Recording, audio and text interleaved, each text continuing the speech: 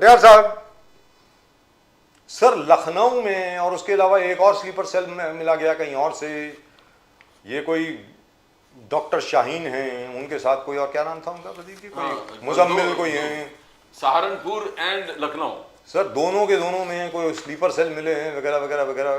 तो अब ये तो मिल गए, तो आपके मुताबिक सर आप ये बताएं क्या और भी ऐसे स्लीपर सेल्स वगैरह का पर्दाफाश हो सकता है या ये क्या है?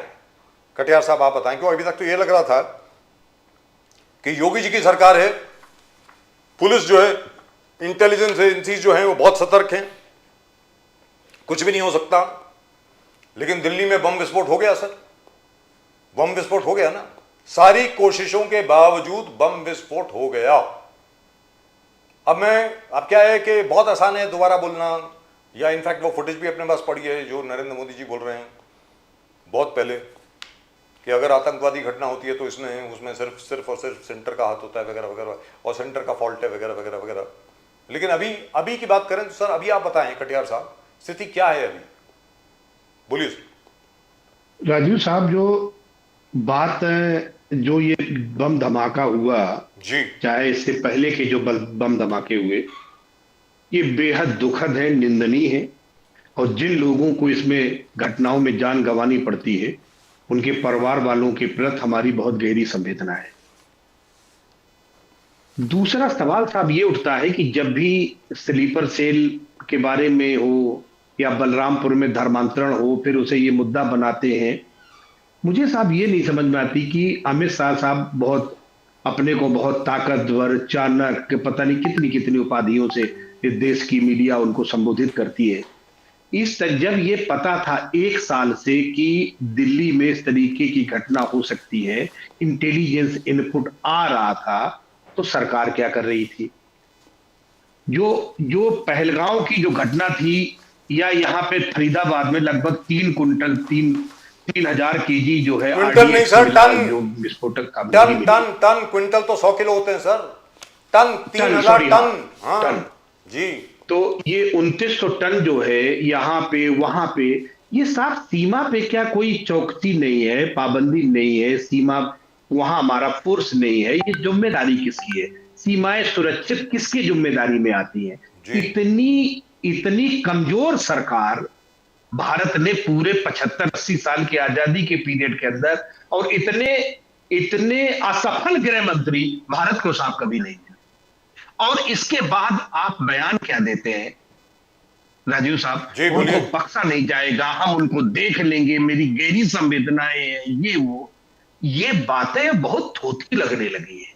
आपको लगता है कि आपका इन लोगों से ना कोई वास्ता है, ना आपकी इन घटनाओं के प्रति कोई प्रतिबद्धता है, ना देश की सीमाएं आपके नेतृत्व में सुरक्षित है, ना देश के अंदर के नागरिक आपके साथ सुरक्षित है। बड़ी बड़ी बातें और छोटे छोटे काम, ये बात इस देश की जनता समझ चुकी है। किसी भी जगह पे जो पहलगांव में हमला हुआ, उसमें कितने आतंकी आपने पकड़ लिए, कितने को तूली चढ़ा दिया?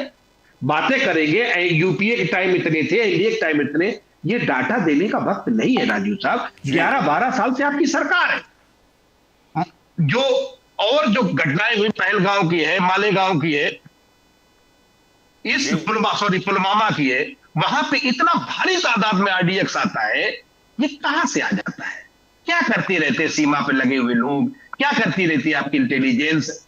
हर तरह से इस तरीके की घटनाएं घट जाती हैं। और आप कहते हैं राजीव साहब कि अभी ये ऑपरेशन सिंदूर चल रहा है, आतंकवाद के खिलाफ हम बहुत वो है, आप फिर एक ब्लास्ट हो जाता है, फिर आप वही थोती बातें करते हैं। लेकिन बहुत सारे लोगों ने अपने परिजनों को खो दिया, लेकिन आपकी वही बातें हो जाएगी, बात फिर खत्म हो जाएगी, 4 दिन में दुनिया भूल जाएगी। तो इसका कोई परमानेंट इलाज होगा कि नहीं होगा, या ये बातों से शुरू होकर बातों पे खत्म हो जाएगी? लेकिन कटियार साहब आपसे ये पूछना चाह रहे हैं कि आदरणीय सम्मानीय प्रधानमंत्री जी नरेंद्र मोदी जी ने कहा था अब कोई भी आतंकवादी घटना होगी तो उसको हम जंग समझेंगे, it will be an act of war. तो आपको क्या लगता है कि अभी ये तो क्लियर हो गया कि ये लोग तो जैश ए मोहम्मद के लोग हैं, वो मसूद अजहर के, और ये कहना कि जैश ए मोहम्मद अलग है, पाकिस्तानी सरकार अलग है, वो तो पाकिस्तान की लाइन लेना हो गया। तो मतलब पाकिस्तान ने करवाया ना, तो अब क्या करने वाले हैं? मतलब मेरी समझ के बाहर, वी आर ऑल वेटिंग, पूरा देश वेट कर रहा है, इंतजार कर रहा है कि अब नरेंद्र मोदी जी क्या ऑर्डर देंगे। ऑपरेशन सिंदूर अगर जारी है तो क्या पाकिस्तान पर दोबारा हमला होगा, नहीं होगा, क्या होगा? अब आप बोलें सर कटियार साहब, इसके पहले के प्रदीप जी आपसे सवाल पूछे, बताइए सर प्लीज।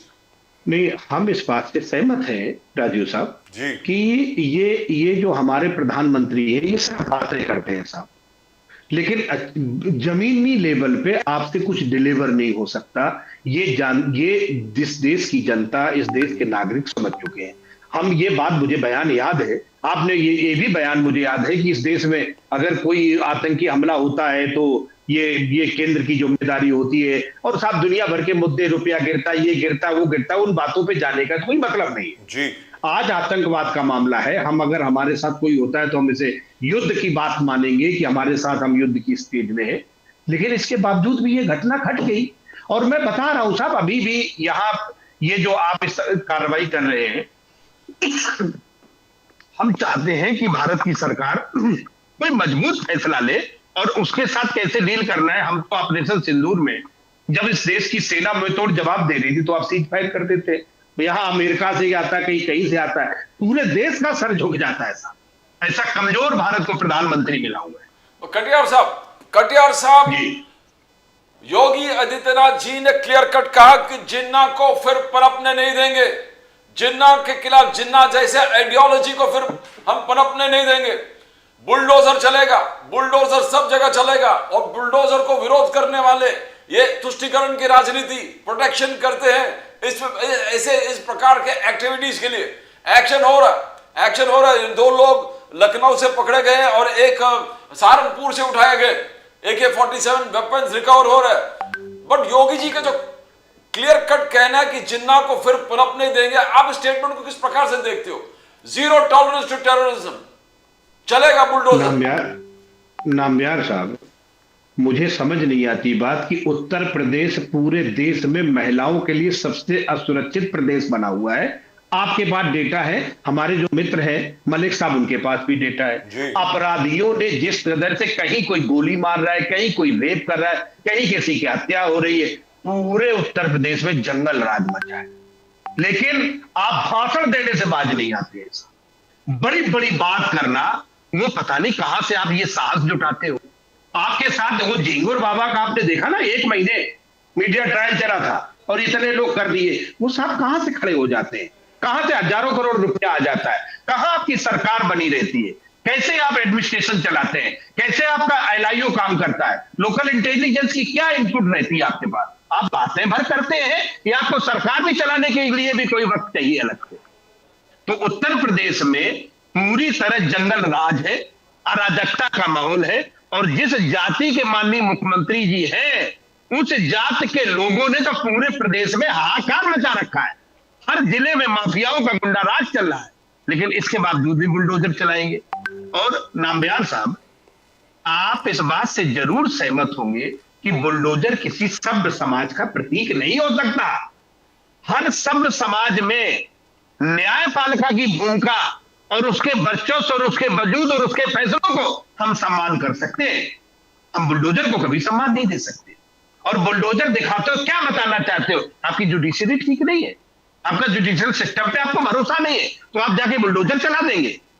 ये ठीक नहीं है साहब। ये एक सभ्य समाज में बुलडोजर जैसे विषयों को नहीं किया जा सकता, जगह नहीं दी जा सकती। तुष्टीकरण क्या, तुष्टीकरण नहीं है क्या? ना जो आरोप आप पर लग रहे हैं कि आप इनको प्रोटेक्ट करके आप तुष्टीकरण को बढ़ावा दे रहे हैं।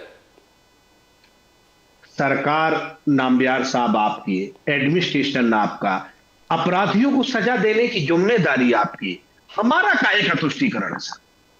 हम तो चाहते हैं कि उत्तर प्रदेश को और देश को आप सुरक्षित रखें, भारत की सीमाएं सुरक्षित रखें। यहां आप चिल्लाते घुसपैठिए मिलता कुछ है नहीं, आप कुछ करते नहीं है। पूरी जुबानी जुबा खर्ची से आपका काम खत्म नहीं होता है। देश की जनता पे झूठ बोलते रहते हैं आप। तो अब इससे बाहर निकल के कुछ हकीकत पे तो आओ। जी दुरुस्त बात है।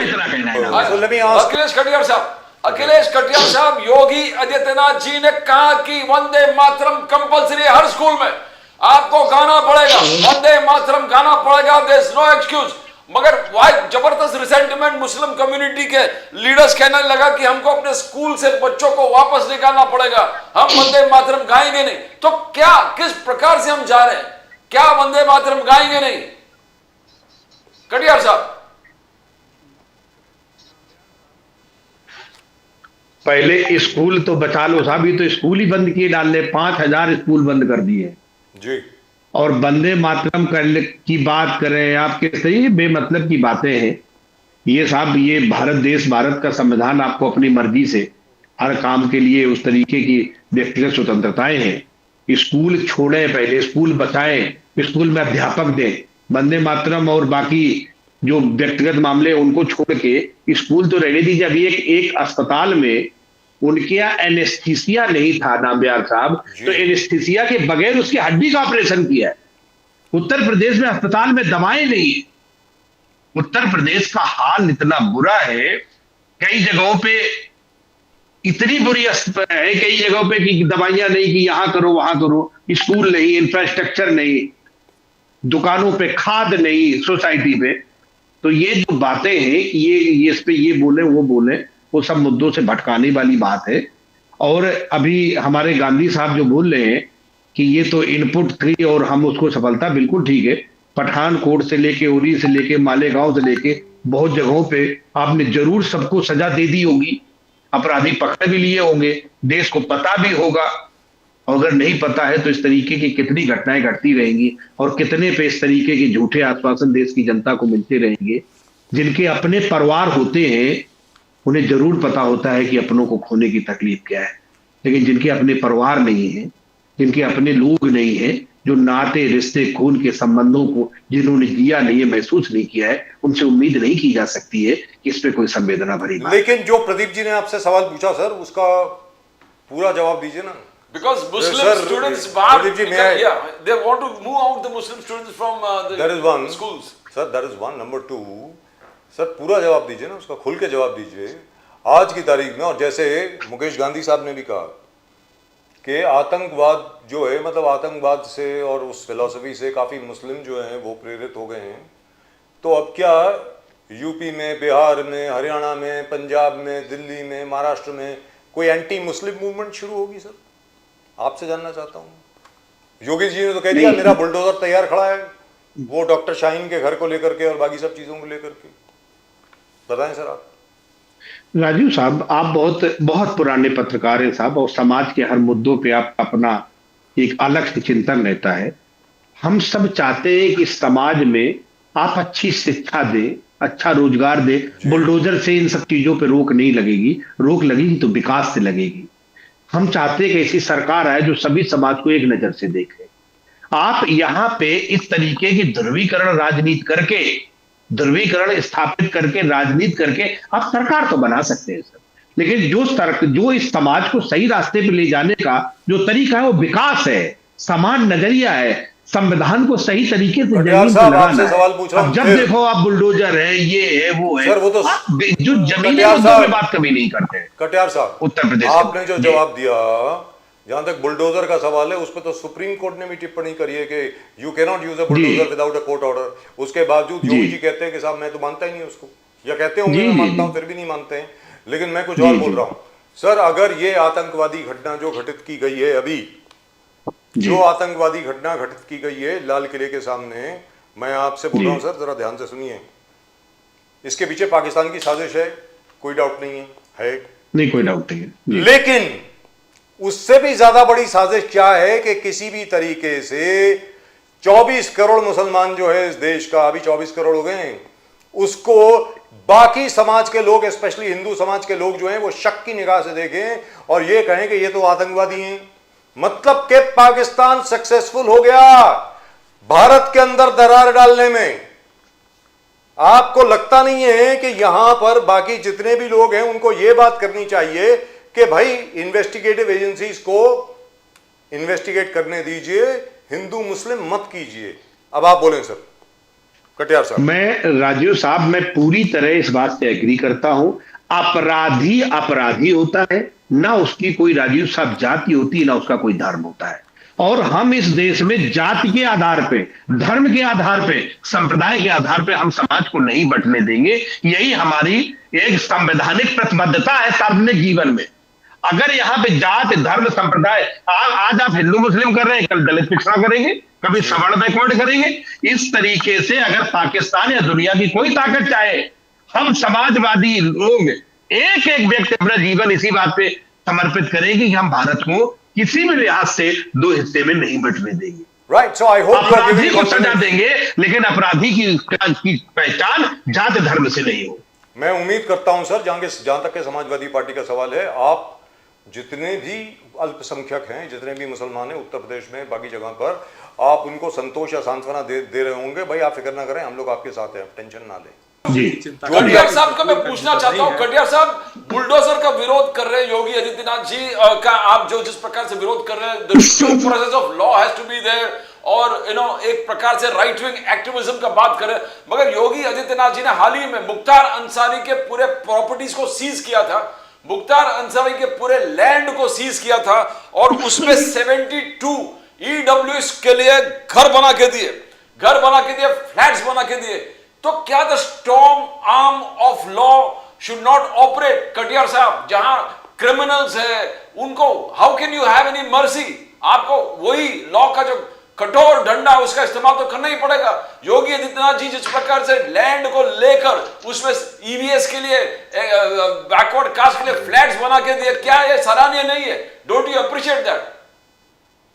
नहीं, मैं नामबियार साहब मैं बिल्कुल अप्रिशिएट करता हूं, और मैं तो अप्रिशिएट इस बात पे भी करता हूं कि उत्तर प्रदेश में जितने गरीब हैं, बीजेपी सबको घर बनाए।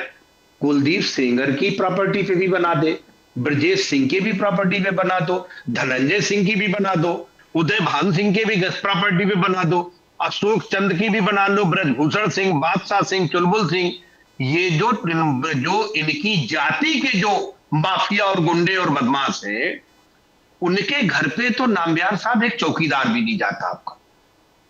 और दूसरी जगहों पे आप ये जो कुछ जमीन लेके उन पे ईडब्ल्यूएस के लिए घर बना रहे हैं, तो ये आपका कौन सा नजरिया है और इसके पीछे की मानसिकता क्या है? क्या लगता है लोग समझते नहीं है? भाई अगर आपके दिमाग में ईडब्ल्यूएस के लिए इतनी आपके अंदर भावना है, तो क्या उत्तर प्रदेश के पास जमीन की कमी है? और हम तो चाहते हैं पूरे देश के गरीबों के आप घर बना के दें।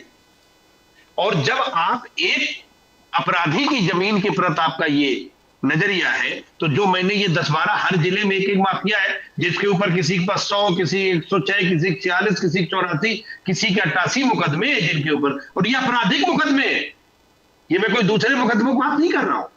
तो इनकी जमीन भी आपने अधिग्रहित करके गरीबों को मकान बनाए होंगे।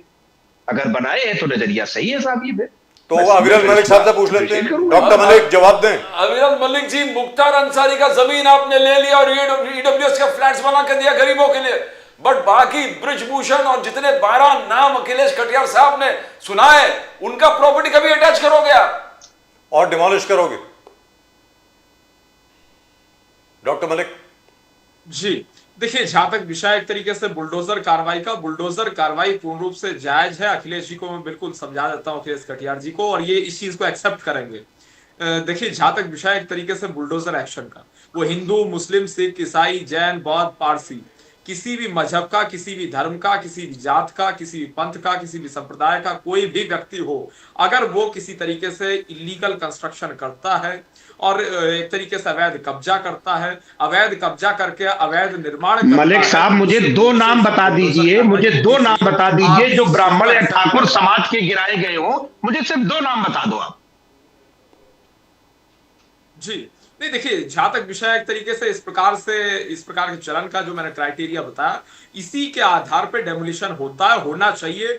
किसी अन्य आधार पे डेमोलिशन कहीं ना होना चाहिए, ना हो सकता है, ना कानूनी है, ना वैध है, ना हो, एक तरीके से ना हुआ है। और उसके साथ साथ जहां तक विषय एक तरीके से अगर कुछ पॉलिटिकल लोगों के आपने नाम लिए थे और तमाम सारी बातें की थी, अब कुलदीप सेंगर, ब्रजेश सिंह, धनंजय सिंह, उदयभान सिंह, अशोक चंद, ब्रजभूषण, बादशाह सिंह, चुलबुल सिंह, ये सब मुख्यमंत्री जी के ही समाज के लोग हैं। इनके घर एक सिपाही नहीं गया है। मलिक साहब, बुलडोजर तो बड़ी दूर की बात है।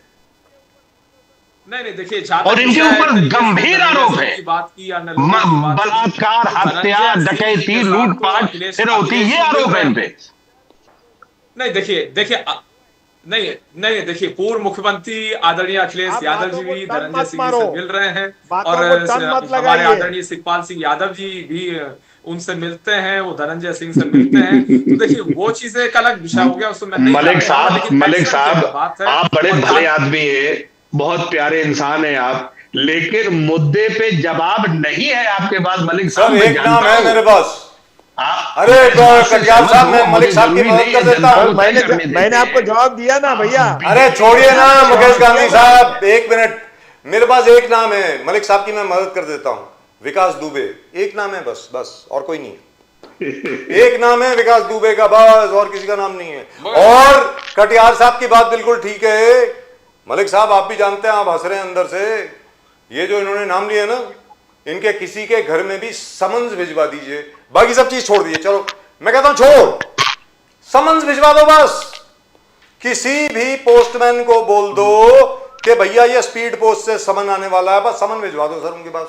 सर वो भी नहीं जाते, जो वहां का लोकल पोस्ट ऑफिस कहता है भैया थैंक यू वेरी मच, आपको लेके जाना हो दरोगा जी, आप लेके चले जाइए। सर क्या है सर ये बात तो ठीक है, इसमें कोई दो राय नहीं है। There is a perception that there is unfairness, let's be very clear, unfairness है सर, इसमें कोई दो राय नहीं है। ना जाने कितने केस थे इन सब लोगों के खिलाफ जिनका नाम इन्होंने लिया है।